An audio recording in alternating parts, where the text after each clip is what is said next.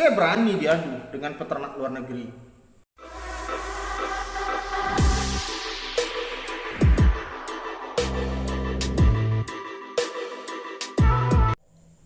Ya, assalamualaikum warahmatullahi wabarakatuh. Berjumpa lagi dengan saya di channel peternak ayam broiler. Apa kabar para subscriber? Mudah-mudahan ada diberi kesehatan oleh Yang Maha Kuasa. Nah, di video kali ini kita akan bahas masalah kenapa ayam broiler atau ternak-ternak lain di Indonesia ini sering mengalami naik turun, pasang surut. Bahkan lebih sering peternaknya yang rugi. Ya, bahkan lebih sering seperti itu. Karena kenapa? Harga ayam broiler ini terutama, Pak, kadang naik dan turunnya itu 50-50. Misalnya naiknya itu 3 kali, turunnya 3 kali. Bahkan ada kejadian sesekali lebih sering turunnya daripada naiknya. Nah, terus saya dengar berita ini, ada peternak diangkat spanduk demo kepada Pak Presiden kita. Dia pengen dapat harga jagung yang murah untuk peternak, dan akhirnya si peternak ini dapat bantuan jagung dari Pak Presiden secara langsung, ya, diundang ke istana.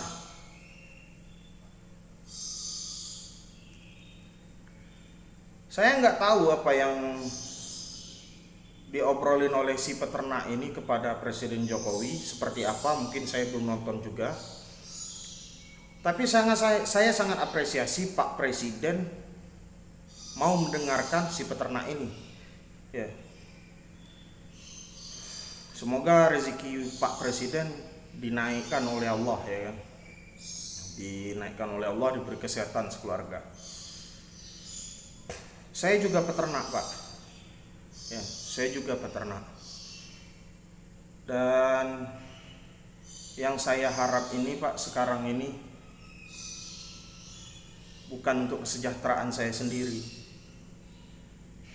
Saya menginginkan negara kita ini kalau bisa jadi negara peternak terbesar lah di dunia. Jadi saya nggak mengharapkan bantuan untuk diri saya sendiri. Dan saya juga yakin Bapak yang angkat spanduk mengharapkan bantuan jagung tersebut juga pasti menginginkan hal yang sama. Memang jauh dari mimpi saya soal peternakan ini, Pak. Saya cuma orang kecil, ya kan, kalau dibandingkan dengan peternak-peternak lain. Populasi saya hanya 7.000, kadang dipotong jadi 6.500 ekor. Yang kami harapkan sebagai peternak ini, Pak, yang pertama harga yang lebih stabil, ya. Harga yang lebih stabil, produksi yang lebih stabil, dan harga pakan yang lebih stabil. Jadi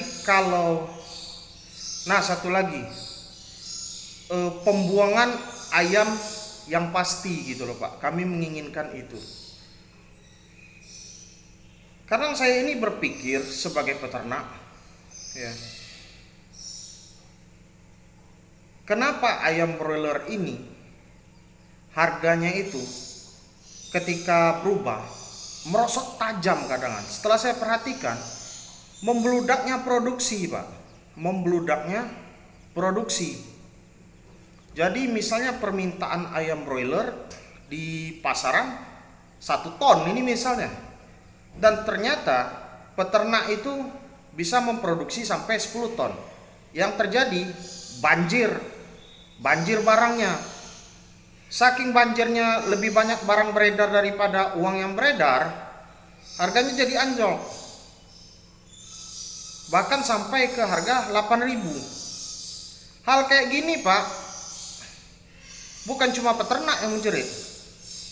Ya, bukan cuma peternak yang menjerit.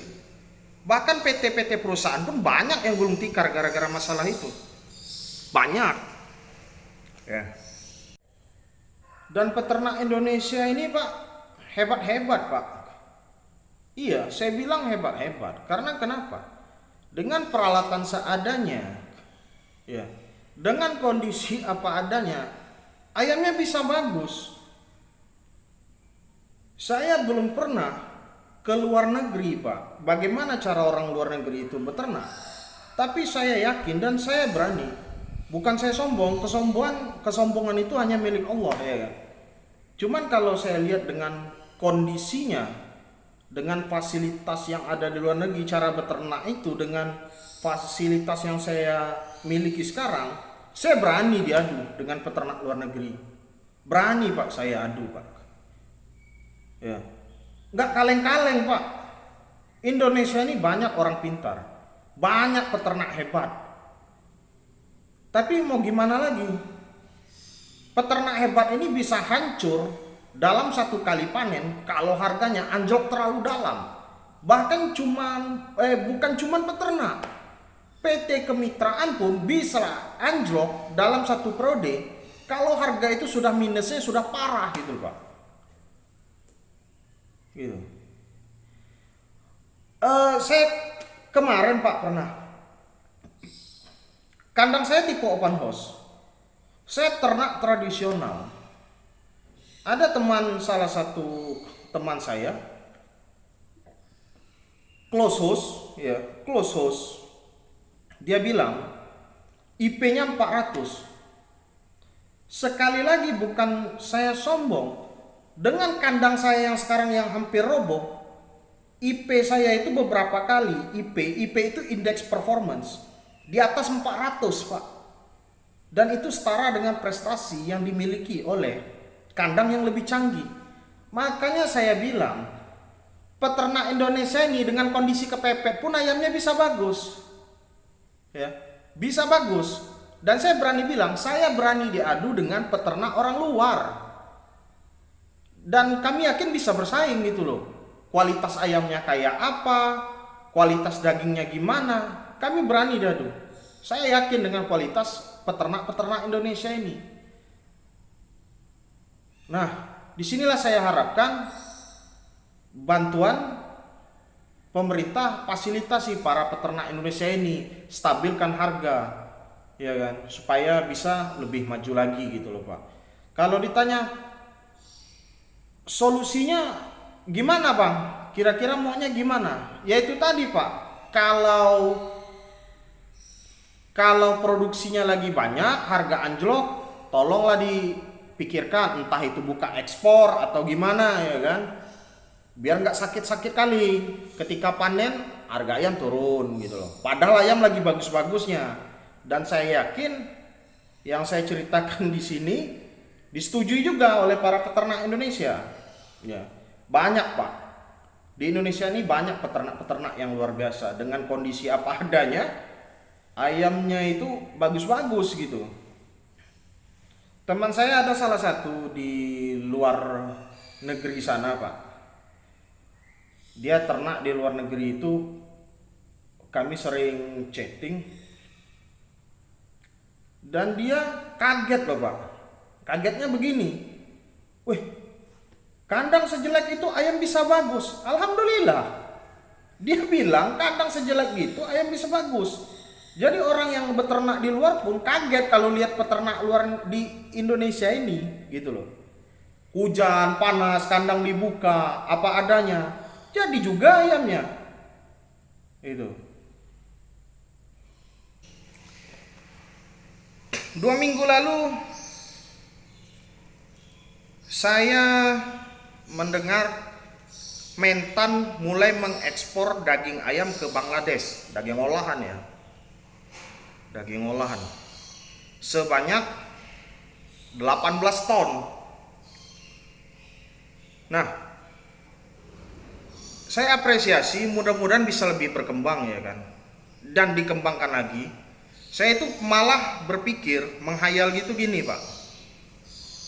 Bisa nggak setiap panen di kandang peternak ini ada jatah ekspornya? Ini kira-kira sebagai saya, pemikiran saya orang yang bodoh. Jadi kami dapat jatah ekspor gitu loh, diberi kemudahan. Karena kenapa? Menjual daging ayam ke luar negeri itu kan tentu harganya lebih tinggi, Pak. Yang namanya ekspor impor itu pasti harganya lebih tinggi, walaupun biayanya juga lebih tinggi. Nah, kami sebagai peternak memohon kalau bisa pemerintah itu fasilitasi gitu loh. Gimana caranya? Atau mungkin pemerintah itu bisa melakukan apa istilahnya itu, edukasi ke PT-PT, misalnya ke peternak yang mandiri. Oh, kamu bisa lo jual ayam kamu ini nggak cuman di pasar becek, kamu bisa jualnya ke Jepang atau ke luar negeri, terserahlah kemana, dengan harga yang lebih tinggi. Saya yakin solusi dengan solusi itu, Pak, nggak bakal ada lagi peternak yang demo gitu loh. Masalah ini nggak sesimpel yang saya bicarakan memang, tapi kami sebagai peternak kecil ini menunggu terjadinya hal yang seperti itu. Jadi dengan ada yang seperti itu, mungkin peternakan Indonesia akan lebih bergairah lagi, bagus lagi gitu loh, Pak. Ya. Kadang pengen lah saya juga ngobrol sama Pak Jokowi, kan mimpi saya itu kan. Saya ngobrol kendalanya di mana sebagai peternak ini, atau hambatannya itu seperti apa gitu loh kan. Kalau seandainya kemarin itu saya yang ngobrol sama Pak Jokowi, saya akan bilang seperti ini. Pak, yang jadi permasalahan Pak sebenarnya Pak di ayam ini bukan hanya jagung Pak, bibit juga kadang jadi masalah, harga pakan, penjualannya juga susah untuk yang mandiri. Tolong kami difasilitasi, gimana Pak caranya Pak? Mungkin ada solusi gitu kan. Atau saya rasa Bapak yang ngobrol sama Pak Jokowi ini mungkin sudah menyebutkan hal yang sama. Mudah-mudahan Pak Jokowi sudah memikirkan solusi untuk para peternak ini. Dan video ini nggak ada sama sekali muatan politik Pak, nggak ada. Kami peternak ini kasarnya beginilah, kami ternak, panen, untung gitu. Harga stabil, pakan nggak minta murah, pakan nggak minta murah Pak, ibaratnya asal sesuai dengan harga jual lah.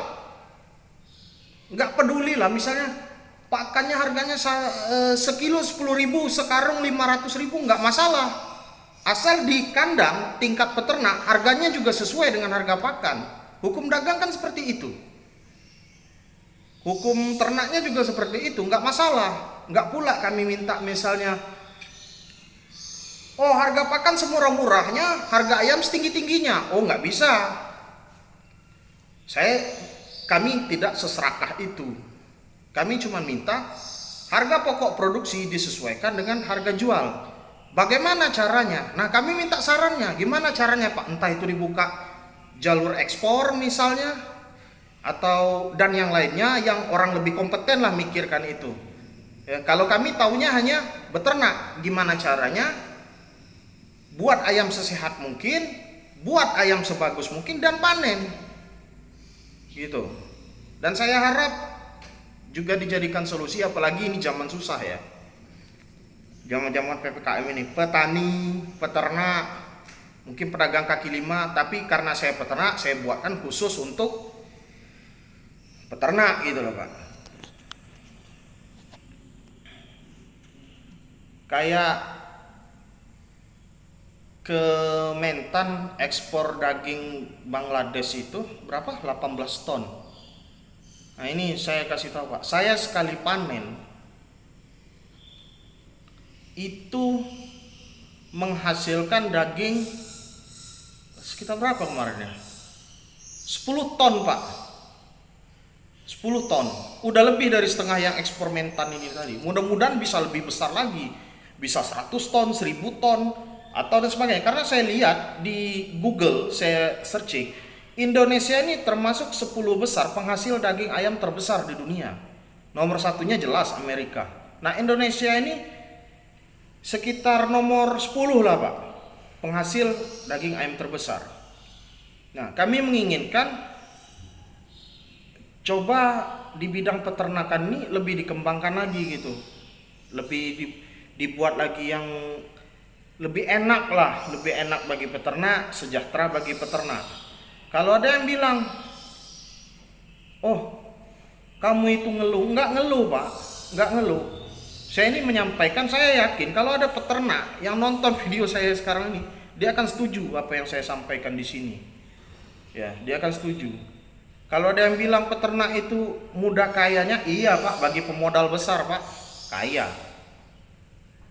Kalau bagi kami yang cuma modal kandang, ya dapat bagi hasil. Kalau memang kaya, sudah lama saya kaya, sudah lama. Gitu loh Pak. Jadi itulah yang saya harapkan, mudah-mudahan peternakan Indonesia ini bisa lebih maju lagi gitu loh. Lebih maju lagi, lebih bagus lagi, dan peternakan lebih sejahtera lagi.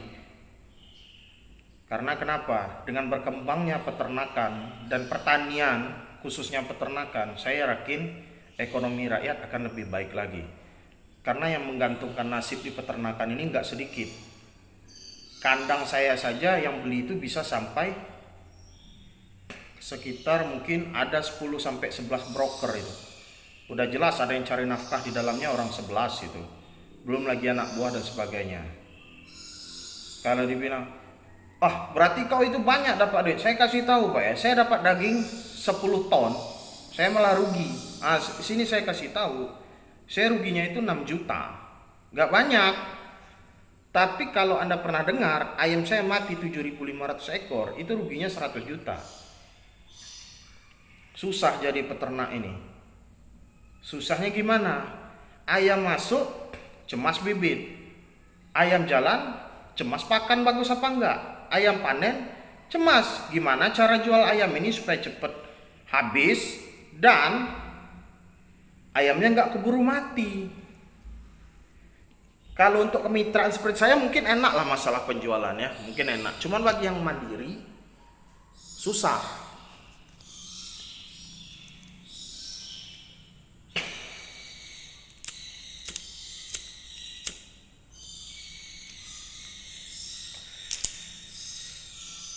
Ya, itu dulu yang perlu saya sampaikan.